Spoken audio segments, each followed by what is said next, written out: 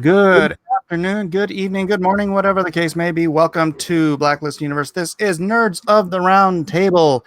I am your host, Mike S. Miller.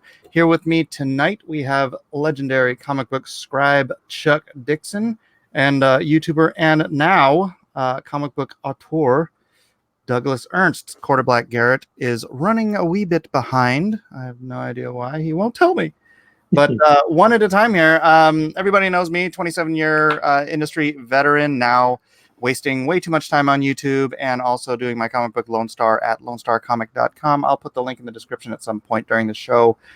Chuck DIXON, legendary comic book author. Why don't you toot your own horn for a minute, Chuck? I guess like 35 years professional in the comic book business, lately writing a lot of novels.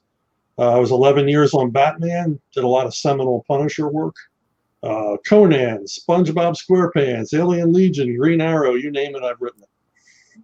Wow, that's a lot. And what, besides Bane, obviously, what other characters have you created that have made it into the greater ethos of comicdom? I suppose like they have spoiler waiting in the wings. I mean, Stephanie Brown, who they've cast as Robin and Batgirl, and apparently now Batwoman in the comics. Oh. So that's a major creation for me. Yeah, I think I've got like one creation and they didn't use it for anything. 27 years, it's like, here, just draw this stuff.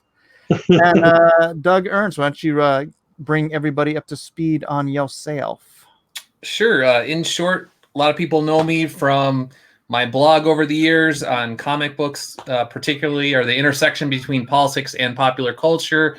Got into YouTube around 2016, and I also work for the Washington Times. That's my day job. And also now, like you said, Soulfinder Demons Match is my graphic novel with Timothy Lim.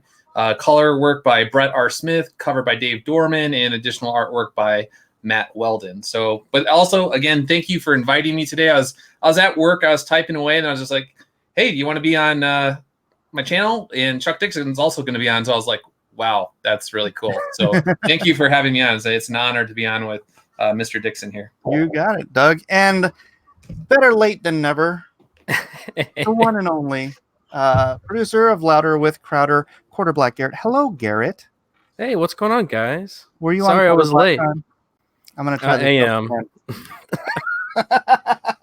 I was taking care of my little kids, so I'm sorry. Oh, okay.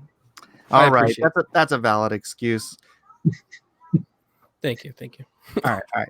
Well, as I want to do on the show, this is only an hour show. We're not doing these crazy 4 or 5 hour live streams. This is a 1 hour show, one time a week. So we want to try to get as much good info as possible, and then get out so y'all can go eat dinner or hang out with your families or whatever. The topic of today's show is Then They Came for Comics. And I kind of made this little graphic. I'm pretty sure you can hear me over the graphic. First, they came for Hollywood, and I did not speak out because I was not an actor. Then they came for academia, and I did not speak out because I was not a teacher. Then they came for the government, and I did not speak out because I was not a politician. Then they came for comic books. And they won. It's too late. It's too late. It's too late to apologize. Chuck, you have been at the forefront of this fight for many a year, longer than anybody else I know. So tell us, how did you feel when you first started feeling this shift over to the dark side? Well, I mean, once upon a time, you could talk politics in comics, and it was your personal politics. You weren't encouraged. You were encouraged not to put them in the comics themselves, even though some people did. But you could argue about global warming and then go right back to work, and it was fine. Everybody was still friends. That era really ended when Denny O'Neil retired at DC. That was pretty much the end of that, because Denny O'Neil is famously the most bleeding heart liberal in comics, and yet he and I worked together for over a decade and never had a problem. We never agreed on anything other than Batman, but we never had a problem. Like Reagan and Tip O'Neill. Yeah, exactly. Yeah, and and you always, my God, the guy gave me all the work he could give me. He never held me back. But as soon as he was gone, the clicks came up. Really? Basically, Marvel and DC are one big clique. Wow. So who took over after Denny? After Denny, it was Bob Schreck. Who, the best I can say was indifferent. To For me, you don't have to say anything else. Yeah, okay. Yeah. And then, I mean, and then eventually we, Dan DiDio at DC, and then, with Quesada at Marvel, it basically, the whole comic book industry was run by guys who used to go to the same comic shop. And, and it wasn't, really, to be fair, it isn't even just politics. I mean, particularly at Marvel, if you didn't like the same music they liked, you were in trouble. Really? Yeah. That's horrible. Yeah.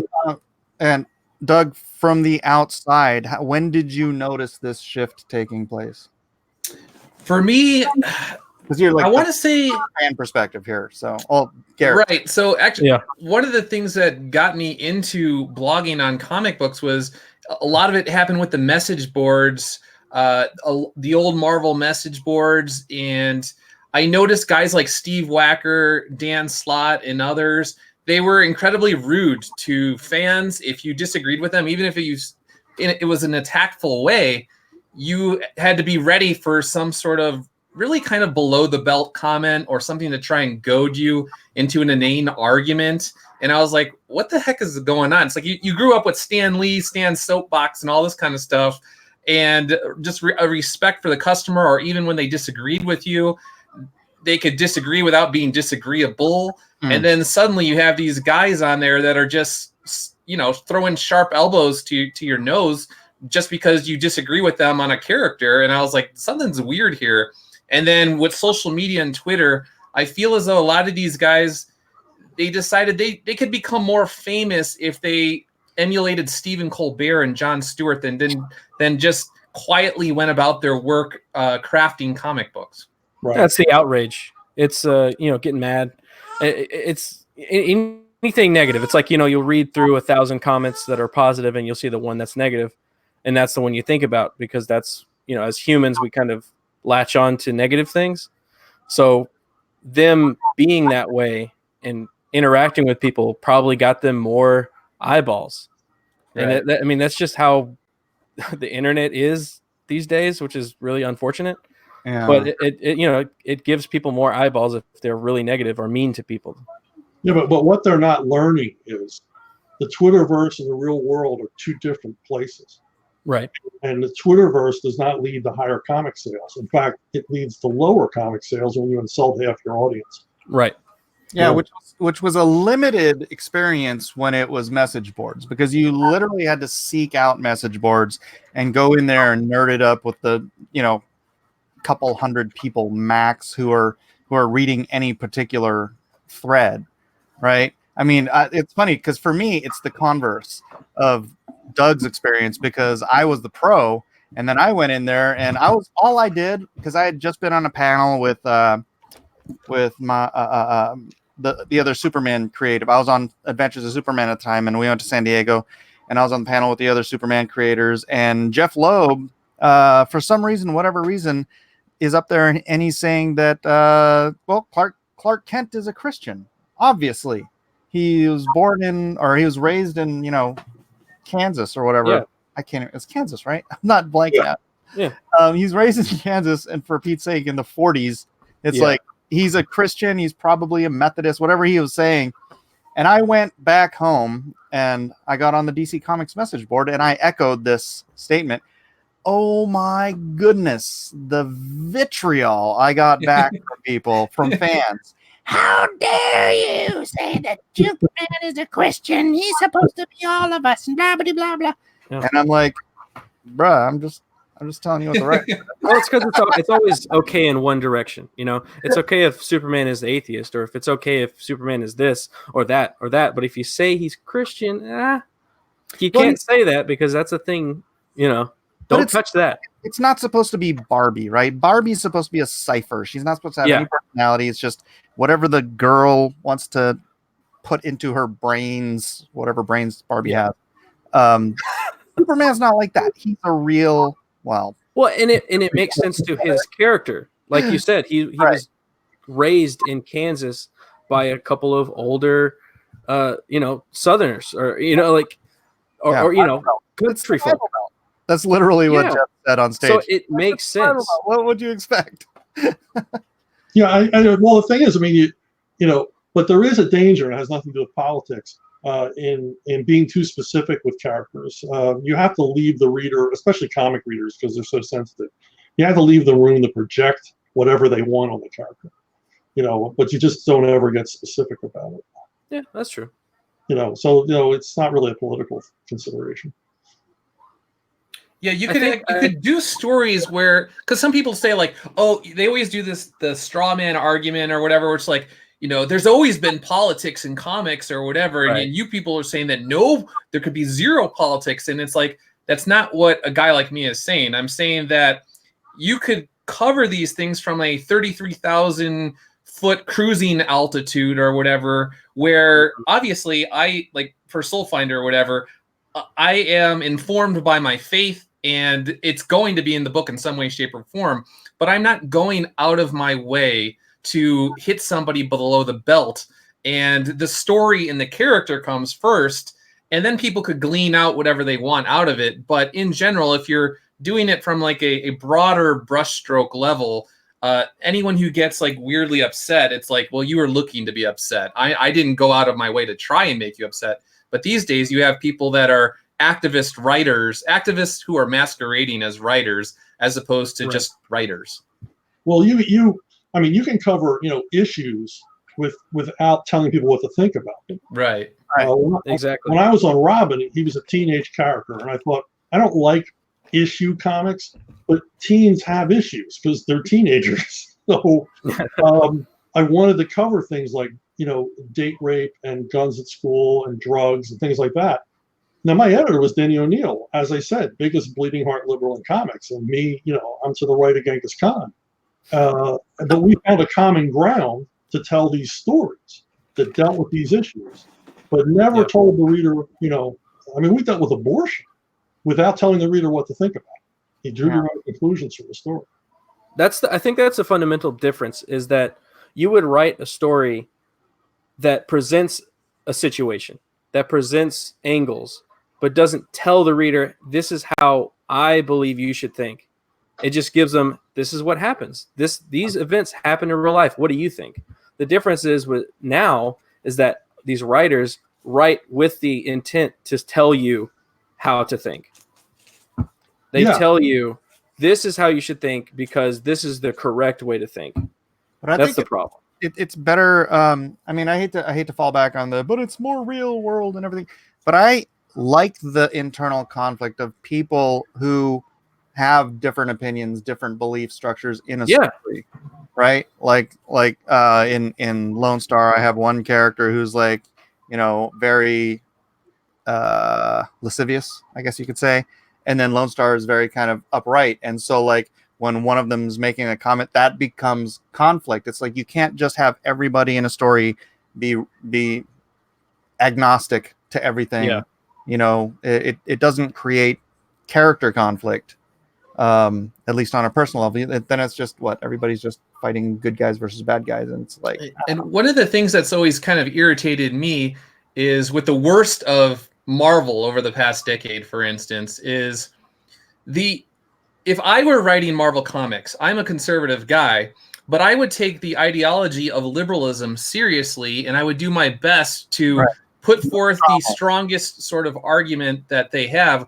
Whereas I feel as though these writers, everything is a funhouse mere cartoonish version of conservatives.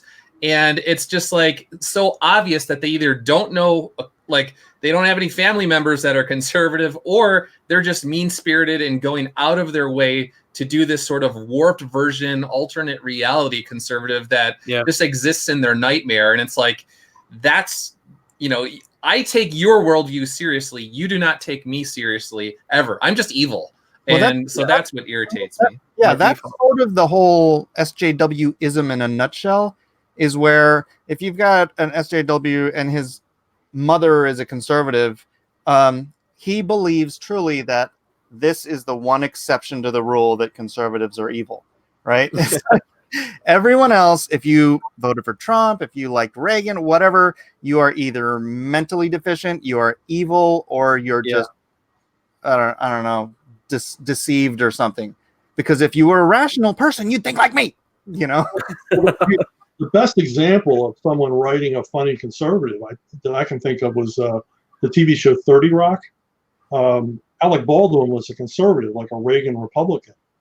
But there must have been a conservative in the writing room, because everything he said was funny, but universally funny. Yeah. People think it was funny, and I always found it funny. It's the same thing with Stephen Colbert. Whenever he did the Colbert Report, that was funny. He was playing a character that was conservative, and a lot of the things that he had from the conservative point of view were funny. I thought he was hilarious back then, but then whenever he went and did his own show, and he completely left and left the other side, it became unfunny, because then it was this one-sided, everything left is great, everything right is evil kind of mentality. It's like, you got to have this balance of both. That's the whole point of having the two-party system. Well, that's the problem of when they adopted the idea that, if you don't agree with me, you're evil. Now, I don't necessarily think that liberals are evil. Far leftists are evil, but I don't believe it. I think liberals are well-meaning but ill-informed. Yeah. But I don't think they're evil. Yeah, we think they're wrong. They think we're evil. Yeah, right. Yeah. A couple years ago, there was a comic pro that worked for Marvel that reached out to me via DM, and we were talking about all of this sort of stuff. And this particular individual was just like, when I look at all of you guys, I just see a bunch of orcs. And I was like, that's literally your problem right there. That's the wrong way to look at it. You say, like, don't generalize about people, and you're literally just saying, myself and everyone I hang around with, look, there were a bunch of orcs to you. And then, like Mike was saying, this particular person was like, well, you're different, Doug. You're different. And I was like, again, you're not getting it. It's just you're trying to just make up these little sort of rules in your head that you could break whenever you want to allow you to keep going with this particular mindset. Where do they get this mentality? Well, they're taught. They're taught these assumptions that we're all, bigots and hateful, and we want dirty air and dirty water. I mean, I had an artist who wanted to be on a big project with me at one of the major companies, and I was like thrilled to have this guy on the project. And my editor pulled me aside and said, I'm surprised you want to work with him because he's gay. And I said, I can't give a crap what he does in his own private life. The guy's awesome, and he meets deadlines. And I like him personally. I've known him for years. It doesn't matter. But his assumption was that I wouldn't want to work with the guy because I'm a conservative. It's like, man, you got to educate yourself. Yeah, that's ridiculous. It's ridiculous. Well, where do we go from here? I know we're kind of just all diving into the independent market and trying to build our own platforms. I don't know. I hear this argument. Doug, you probably said this, that the industry is going to just be gone in 5 years, right? But, well, I mean, it's definitely it's going to be different. I don't know exactly what it's going to look like per se, but if things go on the current trajectory, every single year you see the number of comic shops that are closing, and there's going to be a tipping point. At some point, you hit that, and it's very difficult to recover. But obviously I'm biased, but I like the crowdfunding sort of situation there. And there's going to be a lot less comic shops, but I don't know exactly what the industry will look like. But it's just going to be different. Yeah, I think that's where I am, because I people are just saying, oh, it's going to be gone. I'm like, if there are people willing to make comics and there are people willing to buy comics, there will be a market somehow.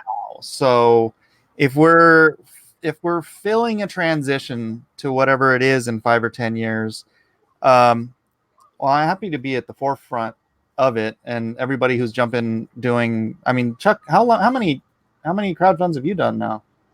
I've lost count, to tell you the truth. Yeah. About over a dozen probably. Wow. And Wow. you're I mean, people say, is this the end of comics? Well, comics are already a boutique industry. And they went from, a mainstay of pop culture in 50 years to niche market. yeah. So it's the writing is already on the wall. Now, comics themselves will never go away because they're so easy to produce. Pretty much all the shops that I go to, and I've moved now because I did live in New Jersey, and I lived in DC and then Virginia, then Baltimore, then New Jersey. Now I'm in Nevada, and over the course of the past decade or whatever, you could see, and I've gone to all the local comic shops. They're all doing the tabletop gaming now, and the comics on the shelf, it just gets fewer and fewer and fewer and fewer, and it's all about tabletop gaming. So it's like, when these people say like, oh, it's just fine, you don't know what you're talking about, it's a conspiracy. Years ago, they denied that there was anything wrong. And it's like, something is clearly wrong here, because these are not even comic shops anymore. They're sort of hobby shops that sell comic books, sort of. The biggest comic book seller here in San Diego is called Comics and Stuff. He's got 11 stores, including one in Nevada. Right. And that's exactly it. You go in, he's got comics, maybe half the store is comics, but he's got all this other crap, Funko Pops and posters and Yu-Gi-Oh card, Pokemon cards, and just every kind of kitschy pop culture thing you can think of, he's got in there, and he's doing great. Of course, he told me if Hillary had won the election, he was going to close all but 2 stores. But so thankfully for him, Trump got elected. That's the same thing. The one that the shop that I go to all the time, it's called Madness, and they used to be nothing but comics, and they were actually a smaller building. Then they moved to a larger building, and like 25% of it is comics now, and 10% of that are new comics. All the rest are board games, Magic the Gathering, and Funko Pops. Right. Like that is. So I mean, I don't think the industry is ever going to go away. I think it'll just become more niche. Yeah. I mean, when I was trying to get in, this is the 70s, you would go to comic book conventions, and half of the material there was fanzine. It was produced by fans, and that gives me the idea this is never going to go away. Yeah. There's always going to be geeks like us who want to create comics. It's and people can do print on demand now. It's it's better than a fan. It's an actual printed comic book, and it's like full color. Oh yeah, it's a lot easier now to actually produce quality work. So it is changing. I do want. It does make me wonder, because I had a business model that I figured out a few years ago that was all kind of based on the comic book shops being there in 20 years, but a little worried about that model now. Well, it's all on the internet, like you said. It's made to order comics. That's all it is. And I think the shops should just embrace that and start just carrying creator-owned comics, like independent comics. Just start carrying those too. Yeah, they should have a wing for that. Well, that's also the problem, is that the comic retailers participated and insisted on their own demise. Yeah, right. After the publishers to get off the newsstand, and I talked to the biggest publishers in the business, and they would all say, "Well, we've got to cater to the direct market, and do what they want." And I said, "But don't they understand that the newsstand is the entry level? That's your first shot of heroin. Nobody walks into a comic shop cold. They have to be introduced to it through the newsstand, through seeing it in public. Exactly. And now you don't see comics anywhere." Yeah, and you can't get these companies to move. It's like trying to change the directory of the Titanic with a tennis racket. No. I like when Injustice was out there, and it was the #1 digital comic in the world. It's the biggest video game, and you had at the time, you had web comics readerships was in the millions, right? Like millions of people would go to these daily web comics. I'm like, put Injustice. We're like a year in. Yeah. We've got a year worth of stuff. Put one, they're like broken up into half pages. Put one page up a day.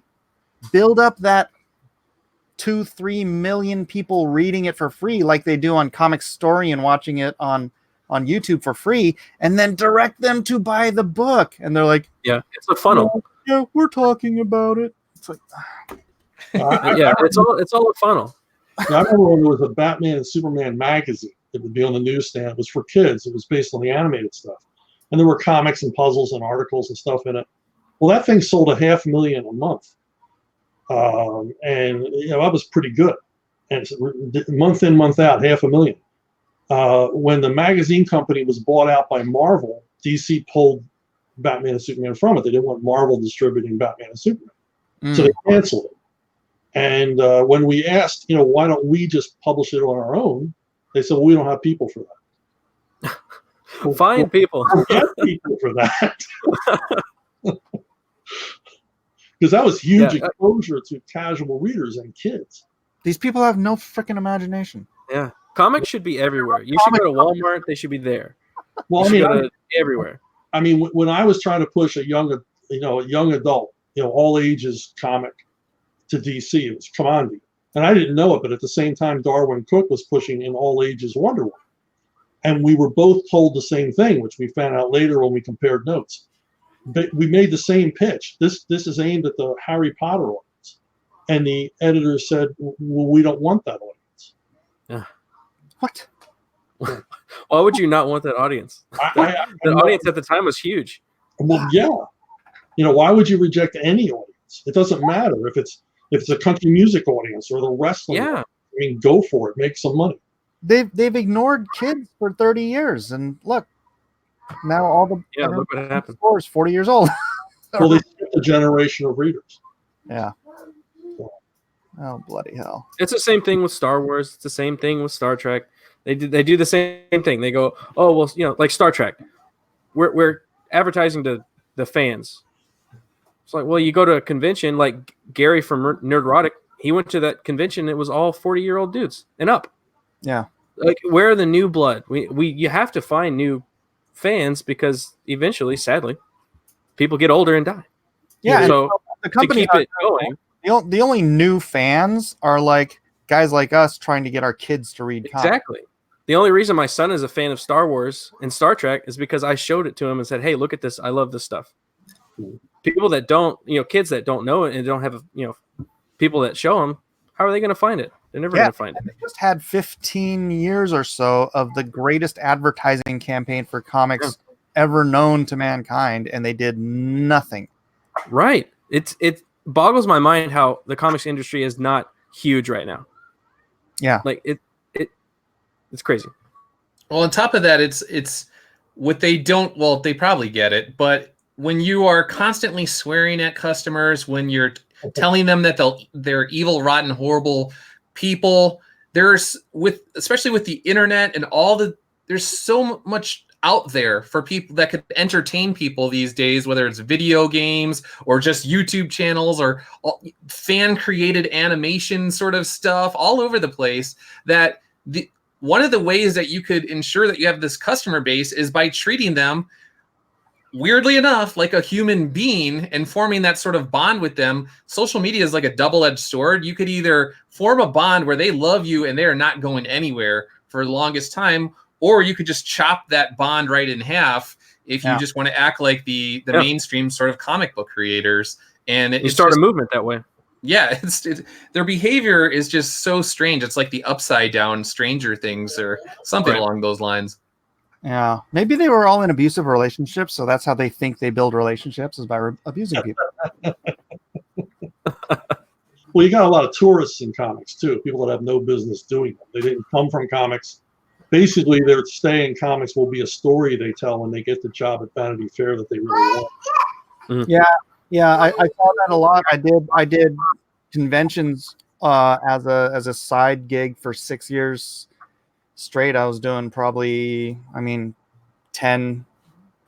to maybe 10 conventions a year, and I told everybody, it's like, man, 90 to 95% of the people in here are never going to pick up a comic book. Yeah, we were there. Hemsworth autograph, to take a picture with Doctor Who, whatever it is, they were the tourists you're talking about. And Yeah.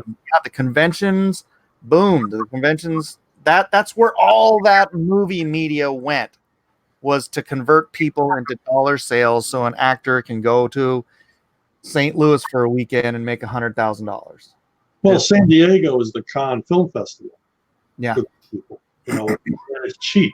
They limo down to San Diego and limo back after the press conference. Yep. Yeah, Yep. I mean, they're all there. It's a built-in little audience of people that just want to see them show up. And it's not even comics. They should change their name. It's not a Comic-Con anymore. It's just a entertainment expo. I had one of the organizers admit to me that they were having trouble. They were worried about losing comic retailers at the con, because if they dropped below a certain percentage of comic-related material, they would lose their tax status. And they've been. Who did they lose? They lost Bud Root. They lost Mile High. Bud Root. Bud Root.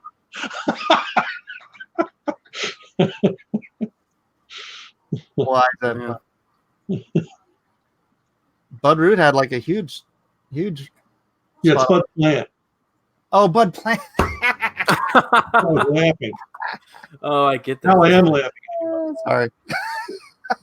Root, plant, Yeah. tree, limb. Yeah. There was some sort of organic material involved. I remember. Bud, stamen, petal, Yeah, but hey, the press passes are open today, I think.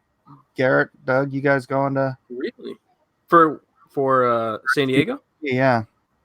Oh, I don't know. I should probably sign up. I got press passes for New York Comic Con. I'm going there. So. All right. Well, talk to Jeremy. I think he'll know who to talk to. Yeah, I will apply for sure. Doug, you know Jeremy too, right? I've never actually. I know obviously of Jeremy, but I've never actually spoken to him. No. Oh, okay. The great Jeremy. Well, Garrett, you get me the information. I'll give it to Doug. All right. All right. Well, where are we going with this now? Let me see what the chat is saying. Most comics aren't worth $4, not even close. Yeah, I mean that's a general principle I've seen happening since I got into comics, though, because I got in at the boom, where they were throwing money at anybody who could hold a pencil to draw comics, and the quality in the art and the stories, to me, that's when they started going down, because the 80s for me was like the golden era. And in the 90s, it's just like, oh yeah, let's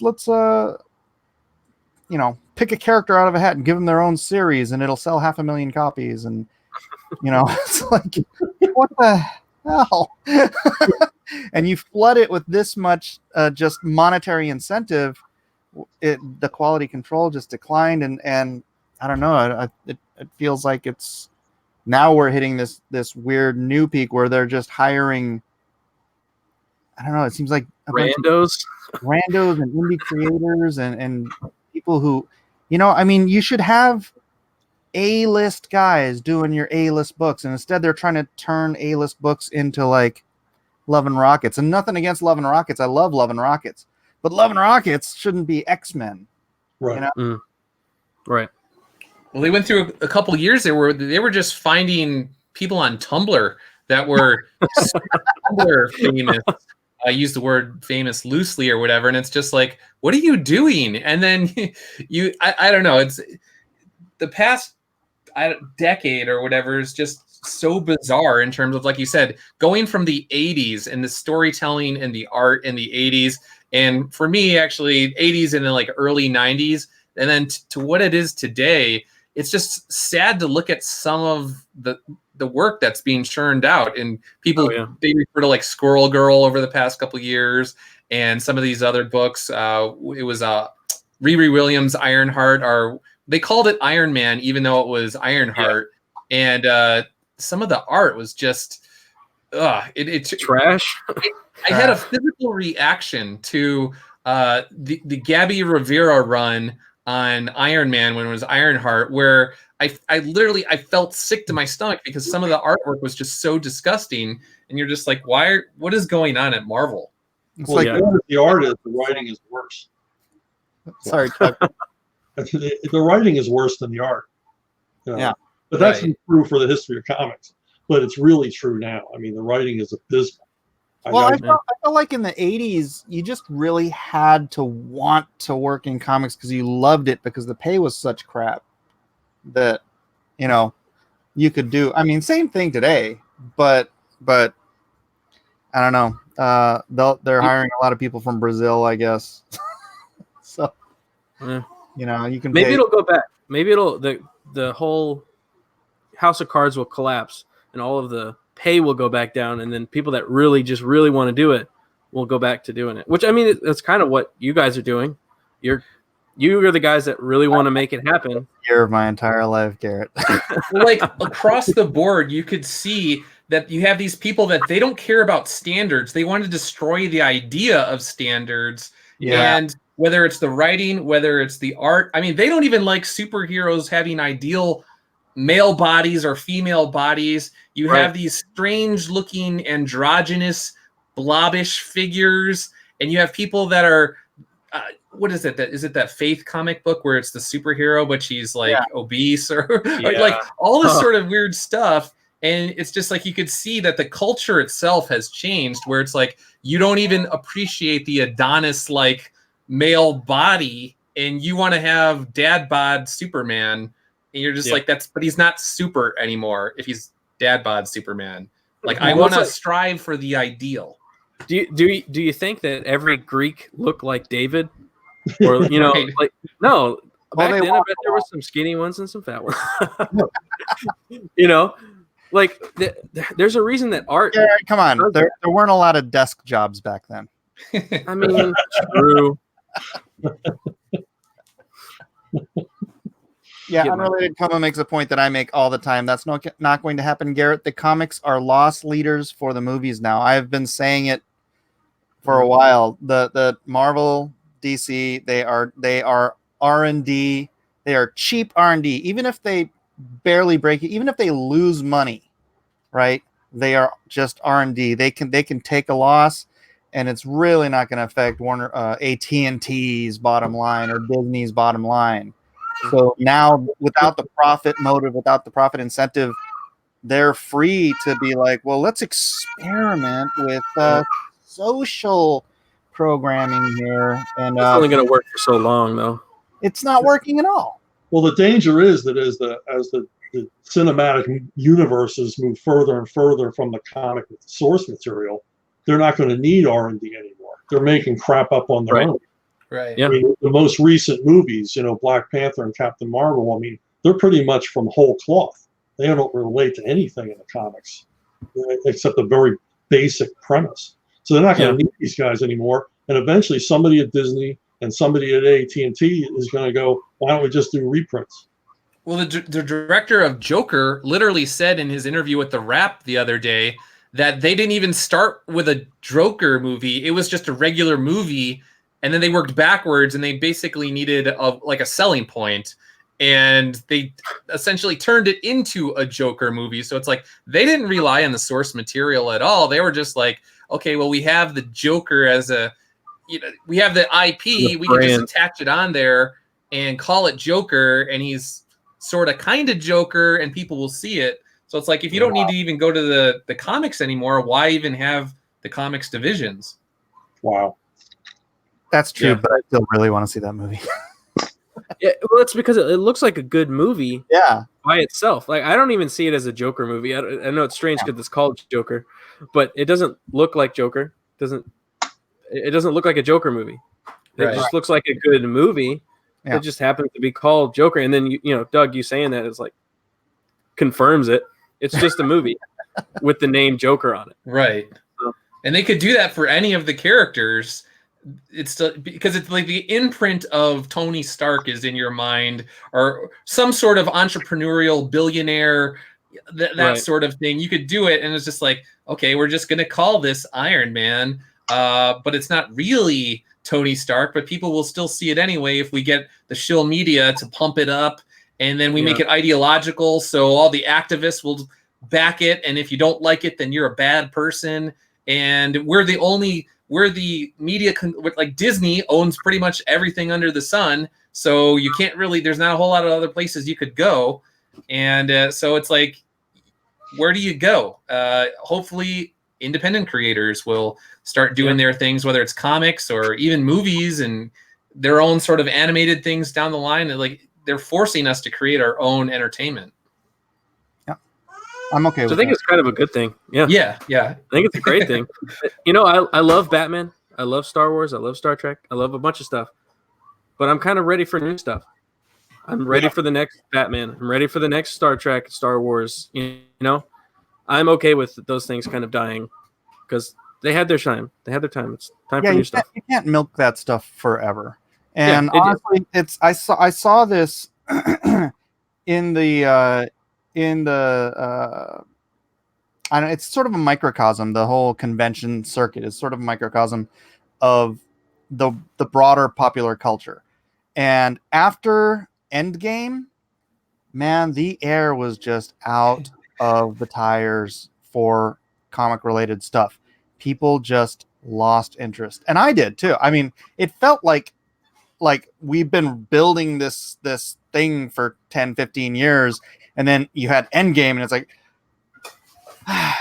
that's the perfect exit ramp for anybody. It's like, and it was my sales from the year before Endgame, well, the Endgame year to the year after dropped by 50%, and it was almost across the board with every other vendor I talked to.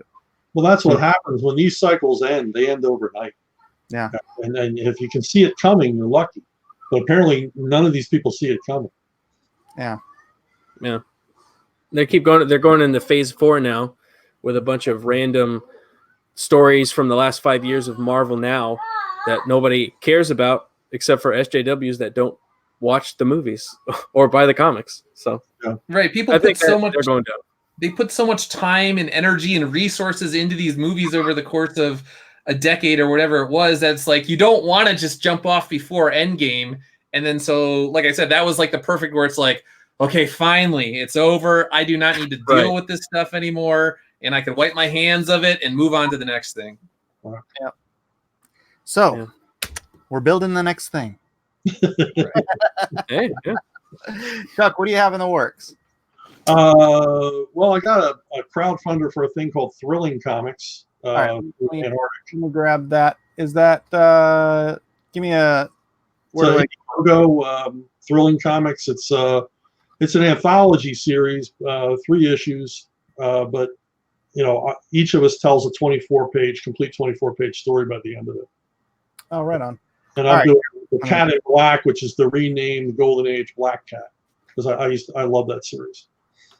All right, here it is. Thrilling Murder and Mayhem on Indiegogo. Everybody get over there right now. Actually, can I? Oh, I can't chat through this thing. Darn it.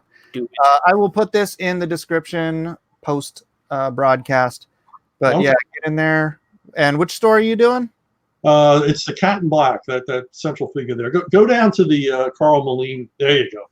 That's a great piece. Yeah, that's a great piece. The other cover is beautiful too, but I convinced Carl to do this alternate. So there's superior art.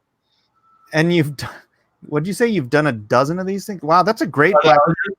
It's a 3-issue thing, and mine is each one collects in the end to a 24-page story. So by the end of the 3 issues, you get 3 complete 24-page stories.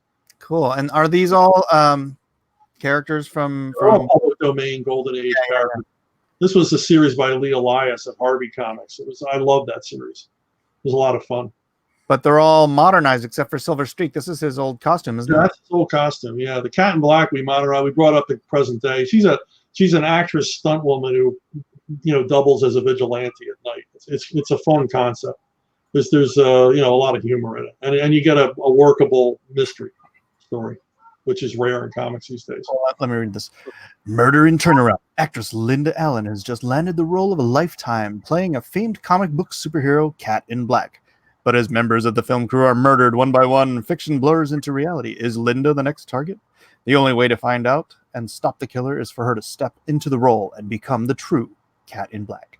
Dun, dun, dun.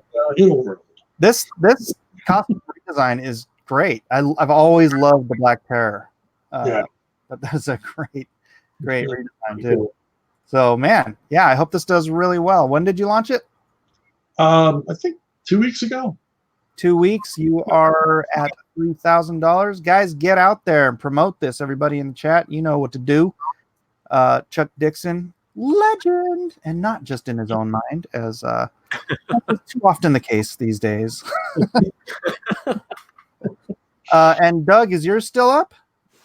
Soulfinder Demons match that actually closed. We did not actually go into in demand, and Brett just turned in page 48 of 56 today or last night or whatever it was. So we should be hopefully getting the book out to customers perhaps by the end of October, which would be early. We had a November shipping date, so I'm hoping we could start shipping in October here. And then I will be starting. I'll start writing the second one in the very near future. So I wanted to just take care of U.S. customers first, and then I'll start writing the next one. So, all right. Are you like overprinting to have more for your next campaign, or? Right. Yeah. So I'm going to have extra copies, and then once the next one launches next year in 2020, I'm going to make sure that this first one is also available for people that want to get up to speed. Yeah, that's what I would warn you about, because I did overprint for Lone Star 1, and I'm not going to have enough for Lone Star 3. And if you've ever been, I know you're new to publishing, but Chuck will know, if you don't have issue 1, you can't sell issue 3. Right. So I'm launching Lone Star 1's second printing on Kickstarter on Thursday. So that'll be at, I will shift my standard Lone Star comic.com, which, by the way, you should all do that. Just get these simple website names to forward stuff to. So LoneStarComic.com right now takes you to the Indiegogo. On Thursday, that'll switch and start taking you over to the Kickstarter. Yeah. So Cool. What about you, Garrett? Oh, I'm just doing a show on Thursdays called Louder with Crowder. I don't know if you've heard of it. Here, let me look it up louder. And how It's a little show. Blaze TV. And how's this going to help the comic industry, Garrett? Capitalism. I got a super chat here. A Fuzzy Creature for $5 says, if I have an idea for an IP, but I'm neither artist nor writer, how should I work with it? World build as much as able, dream things up. I'm gonna hand that over to Chuck. Well, you hire yourself some professionals. I mean, I've done quite a bit of that. People bring me treatments or raw. I'm finishing up a 12-issue series now. A guy, he had the cash and he had the idea, but he didn't know how to make it happen. So I helped them put an art team together, and we're doing a really awesome. It's called Hunter Ninja Bear. It's a really cool comic, and but I was working off of his research and his story idea. Well, there you go. That is a great answer from a legendary comic professional. So Rhaegar Targaryen says Mug Club. Thank you.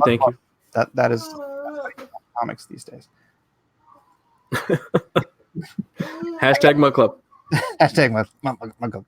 Oh man, where is my liberal or leftist tears Tumblr? I can't believe you would say that.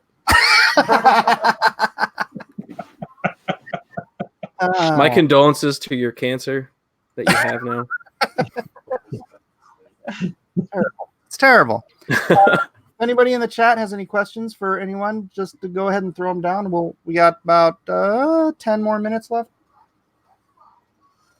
Do you guys have any questions for each other? I'm just like I said, I'm just honored to be here with Chuck and obviously Garrett as well. But Thanks, I've had a great time on this panel, and I can't thank you enough for inviting me on. You got it, brother. I'm a big fan of Crowder, if I can mention that. Hey, that guy cracks me up, man. Yeah. He sucks. It's tough to be funny and make sense at the same time. But it's interesting that you don't see the mainstream comic book industry pros leveraging the power of YouTube at all. They're not on here in any sort of meaningful way, because people would automatically see that they're just incredibly angry. It's kind of like what was that one? The radio was like the liberal radio station years ago, like the early 2000s. Air America. Air America, yeah. It's like people they don't want to tune in on a daily basis to hear that you're a miserable, rotten person. Right. And so whereas people they want to tune in to see creators actually creating things, guys having a good time and one another, bouncing ideas back and forth, having a spirited discussion where you could disagree without hating the other guy. But it's very interesting that the mainstream creators are not on YouTube. Nick Sonata asks, any update on Jungle Comics? Do you have any control over that, Chuck? Well, I mean, all I'm doing is writing it. I've written 3 of the 4 issues. I've seen artwork for number 2. So it's tough in the indie world we're in competition for these artists' attention with the major companies. So, but I know the 2nd issue is completed, pencils and inks. But I don't have control over fulfillment or anything like that. I'm doing my job. I'm writing it down. I'm ahead of schedule. So. He's a pro. 35 years, ladies and gentlemen. Rhaegar Targaryen says, but seriously though, I love the back and forth between Daily Wire and Mug Club. It's hilarious. Oh, we love those guys. All of them? Well, I mean, except for Michael Knowles. Seriously, that guy's funny. That guy's really funny. Victor says Ernst is the main man. But Jay Hamilton, dude, I agree. I've been watching some of your stuff recently. What was that? I said Jay Hamilton disagrees and says Crowder is the man. So. Oh, I see. Sorry, what were you saying? No, I was saying I've been watching a lot of Doug's Mr. Ernst over there. Watching your videos. I've included you into my subscription, so. Oh, thanks, man. Appreciate I like your content, man.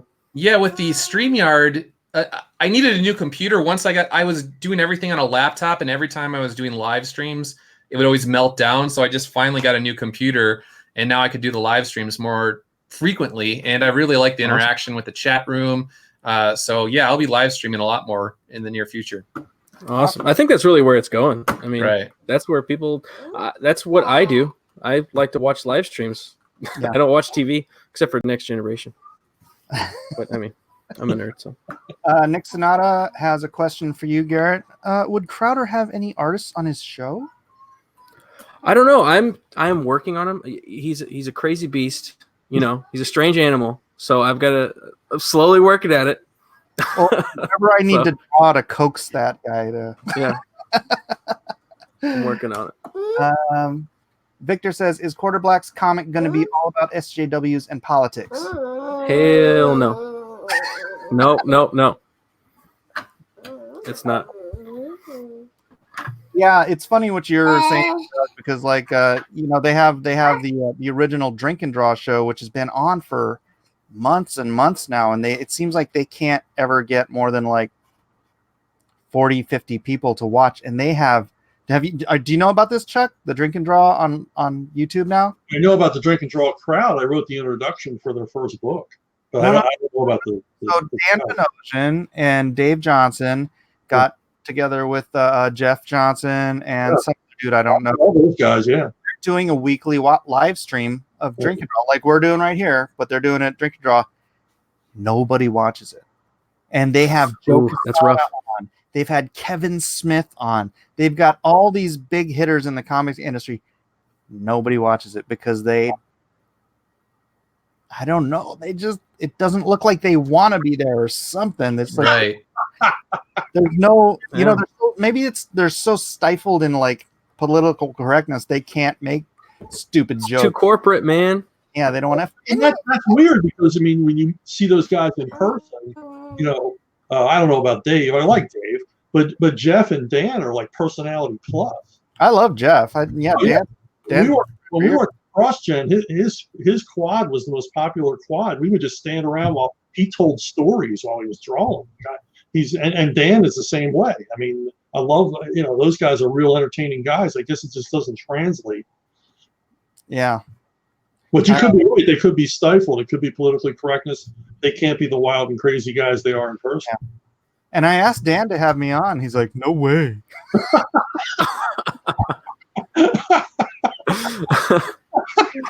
Like, come on. What? Maybe it's just because people got put off. They've been put off with comic pros and stuff, so they don't want to tune into what they might assume is going to be leftist talking points and stuff like that and political correctness. So before they even get the click. Maybe it'll catch on at some point. Who knows? Yeah. Well, unless they cross over with, guys like you, it's never going to catch on. I mean, this is the segment where it's happened. They got to cross over with that. Yeah, but they'd have to do that thing where they stop thinking of us as evil. Right. I mean, you would think they would have people like us on just because it would be interesting. Right. Maybe? No. I mean, if you got to interview Dracula, would you turn it down? No, he's evil. I'm not going to talk to him. Yeah, no. I'll legitimately, I'll have left-wing friends on if they'll come on. But James Rochelle was gonna be, part of this whole community. Yeah. Unfortunately, he passed away. So but James could talk. James could he could support his positions. Mm-hmm. Dude, James learn something. Yeah, I love that guy. We would disagree on all kinds of stuff, but sit down with have a beer and just talk for hours, because we're friends and we understand we're not evil. Right. Either of us in this situation are evil. We just disagree, which is great. Yeah, some of my best friends are lefties. Like, I love having discussions with them and disagreeing. It's part of life. Yeah, and as fun as this is, I mean, to me, generally speaking, disagreeing with someone is more fun than an echo chamber. Yeah. Does Chuck, Mr. Hellstorm asks, does Chuck have any Denny O'Neil stories? Wow. Did you ever just get into a fist fight with him or anything? No. It's not like that. I mean, he would look. I remember the time. There were 2 times I remember that he was gobsmacked. One, we were at a lunch at a retreat, and I said that I felt the Vietnam War was justified. And I thought he and Doug Mensch were both going to have heart attacks. Because we'd never heard anybody say anything like that before. And I said, yeah, it was just we got to kill 1 million commies. I mean, come on. And then another time was, and this wasn't me saying it, we were at a lunch, from DC. We went down to, this really nice restaurant. There's like a dozen of us around the table. And the subject turned to politics. And Jordan Gorfinkel, who was my Birds of Prey editor, said that he felt that Ronald Reagan was the only great president he would see in his lifetime. And it looked like an oil painting around the table. And they just couldn't believe he said that. But my favorite Denny O'Neil story was he got mugged like 3 times while living in New York. And the last time he called the cops each time, even though he knew it was pointless. And the last time, one of the cops said, "Why don't you carry a gun?" And Denny said, wow. O'Neil said, "It's against the law in this city." And the cop said, "At this point, do you think we care?" Dude, that is so funny. All right, I don't know if you can see this. Lone Star, get a gun, Missy. He knows where it's at. Way to go. Oh man. All right, we got about 30 seconds left. I mean, we can go a little over, but how does everyone get a hold of everyone? Chuck Dixon, how do people find you on social media? And I will put the links to these everybody's stuff in the description post facto, but I'm on Facebook. I got 2 different pages, one author, one whatever personal, and then I got chuckdixon.net. You can look at all kinds of crap I've got up there. All right, fantastic. Doug Ernst. Mainly on YouTube, just Douglas Ernst on YouTube. I'm also on Twitter, Douglas Ernst, and I sometimes blog on occasion still on douglasernst.blog. All right. Garrett. Well, you can find me on Twitter, YouTube, and Instagram at Quarter Black Garrett, and I say things. That's QTR. QTR. Yeah, QTR, but you can find me at 1/4. That works too. He's the cuter Black Garrett. Aww. And I am Mike S. Miller. You are on my channel, Blacklist Universe. Please do like, subscribe, and share. We are doing Nerds of the Round Table every week. Garrett is my co-host. We have a bevy of other great talents coming on board. I can't tell you about, but I told Chuck about earlier. So tell them how great those people are, Chuck. They are awesome. You better be sitting down when you hear that. Yeah. And my LoneStarComic.com. I'll put the link in the description if anyone wants to check that out. But please do like, subscribe, share all these guys. And we will see you on the next Nerds of the Round Table. See ya. Aloha. See you later.